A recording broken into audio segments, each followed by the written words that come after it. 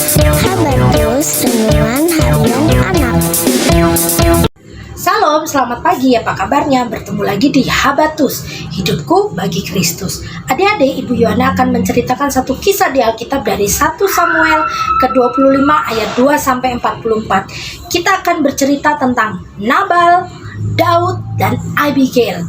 Adik-adik sudah pernah mendengar kisahnya? Kalau sudah, pasti adik-adik sudah mengerti apa yang akan Ibu bicarakan hari ini. Tetapi Ibu ingin membahas lagi tentang kisah ini. Tapi sebelum itu, yuk kita berdoa.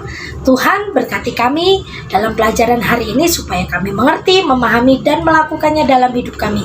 Hanya di dalam nama Yesus kami percaya berdoa. Haleluya. Amin. Adik-adik semua, di kisah ini ada seorang laki-laki bernama Nabal. Nabal itu punya sifat bebal. Bebal itu apa?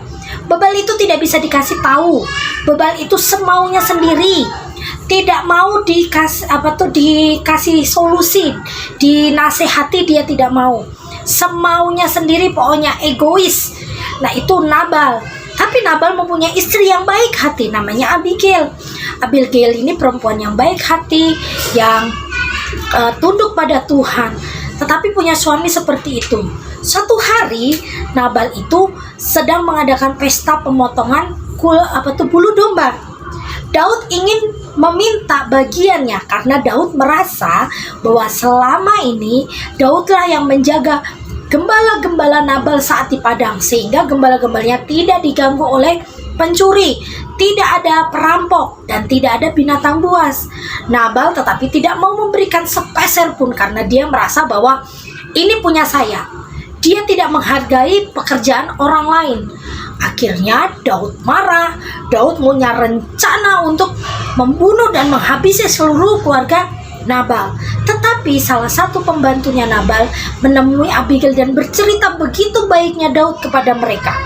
Akhirnya Nabal datang sembunyi-sembunyi berbicara baik-baik dengan Daud, dan Daud akhirnya menerimanya dan mengurungkan niatnya untuk menghabisi Nabal dan keluarganya. Setelah itu Abigail pulang ke rumahnya. Dia melihat Nabal sedang berpesta pora, dan besok paginya Abigail menceritakan apa yang sedang terjadi. Nabal kaget, Nabal kena serangan jantung, dan akhirnya kata Alkitab jantungnya membatu. 10 hari kemudian Nabal meninggal. Dan apa yang terjadi? Ibu bacakan ayat 39. Ketika didengar Daud bahwa Nabal telah mati, berkatalah ia, "Terpujilah Tuhan yang membela aku dalam perkara penghinaan Nabal terhadap aku, dan yang mencegah hambanya daripada berbuat jahat. Tuhan telah membalikan kejahatan Nabal ke atas kepalanya sendiri." Kemudian Daud menyuruh orang berbicara dengan Abigail tentang mengambil dia menjadi istrinya. Daud bersyukur karena Daud tidak berbuat jahat kepada Nabal, karena ternyata Tuhan sendiri yang membela Nabal. Membela Daud. Adik-adik semua, perhatikan baik-baik kisah ini. Kalau adik-adik benar, kalau adik-adik jujur, kalau adik-adik melakukan apa kehendak Tuhan, adik-adik akan dibela. Walaupun difitnah, walaupun diceritakan tidak benar, walaupun kadang-kadang orang nyinyir ya, kadang-kadang dituduh yang berbuat yang tidak. Tetapi kalau adik-adik benar, adik-adik tetap melakukan kebenaran dan berbuat kasih seperti Daud lakukan, maka adik-adik akan dibela dan nama adik-adik akan menjadi bersih, dan orang-orang akan tahu bahwa adik adalah pelaku kebenaran.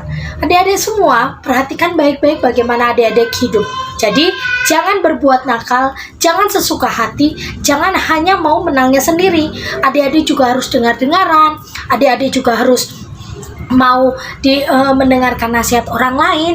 Dan bila adik-adik marah, ingat baik-baik, jangan cepat-cepat berkata-kata kasar kepada orang lain.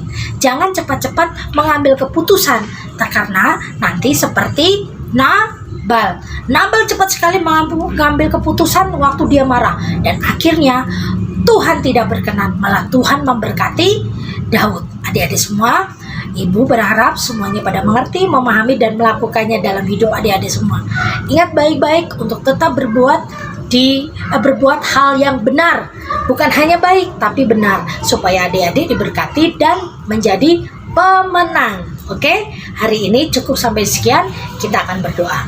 Tuhan Yesus yang baik, kami ucap syukur karena firman-Mu hari ini memberikan kami kekuatan dan pengertian yang benar tentang apa yang harus kami lakukan, supaya kami menjadi anak-anak yang rendah hati, yang mau dinasihati, tidak menang sendiri, dan tidak cepat marah. Terima kasih Tuhan Yesus, terima kasih. Dan hanya di dalam nama-Mu kami percaya berdoa. Haleluya, amin. Selamat pagi semuanya, Tuhan Yesus memberkati. Shalom, apa kabarnya? Ketemu lagi di kuis Habatus. Hari ini Bu Yohana akan mengundi siapa yang memenangkan kuis Habatus bulan November. Ada 10 anak yang sudah mengikuti kuis Habatus. Nama-namanya ini semua ya. Ada nggak namamu di dalam undian hari ini? Kalau nggak ada, berarti bulan ini jangan sampai ketinggalan. Nah, kita akan mulai ya untuk mengundi siapa pemenang untuk bulan November. Kita putar. Lihat ya siapa yang menang ya. Wah, selamat buat Nia. Nia akan mendapatkan hadiah istimewa dari tim Habatus Gereja Baptis Efrata. Selamat. Adik-adik, kita akan mencari pemenang yang kedua. Nama Nia kita hapus dulu ya. Sudah, mari kita mulai untuk mengundinya. Kita mulai. Kita mulai ya.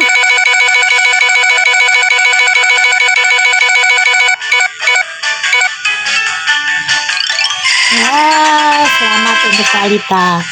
Hari ini kita sudah mendapatkan 2 pemenang. Selamat ya untuk pemenangnya. Jangan lupa mengikuti kuis-kuis Habatus selanjutnya. Tuhan Yesus memberkati. Dadah. Habatus Renungan Harian Anak.